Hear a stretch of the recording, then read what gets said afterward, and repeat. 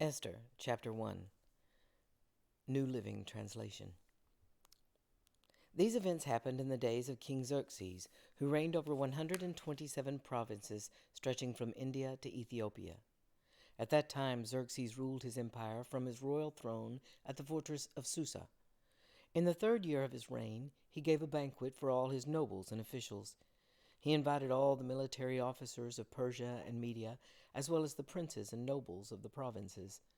The celebration lasted 180 days, a tremendous display of the opulent wealth of his empire and the pomp and splendor of his majesty. When it was all over, the king gave a banquet for all the people, from the greatest to the least, who were in the fortress of Susa. It lasted for 7 days and was held in the courtyard of the palace garden.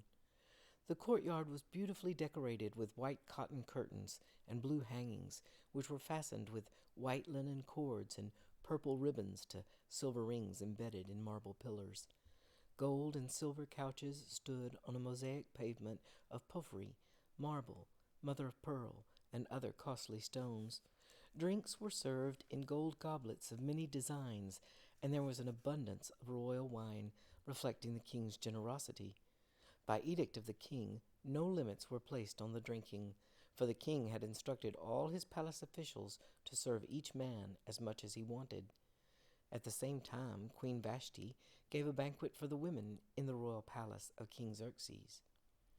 On the 7th day of the feast, when King Xerxes was in high spirits because of the wine, he told the 7 eunuchs who attended him, Memuman, Biztha, Harbona, Bigtha, Abagtha, Zethar, and Carcass, to bring Queen Vashti to him with the royal crown on her head. He wanted the nobles and all the other men to gaze on her beauty, for she was a very beautiful woman. But when they conveyed the king's order to Queen Vashti, she refused to come. This made the king furious, and he burned with anger. He immediately consulted with his wise advisers, who knew all the Persian laws and customs, for he always asked their advice. The names of these men were Karshina, Shethar, Admatha, Tarshish, Meres, Marsina, and Memucan, 7 nobles of Persia and Media.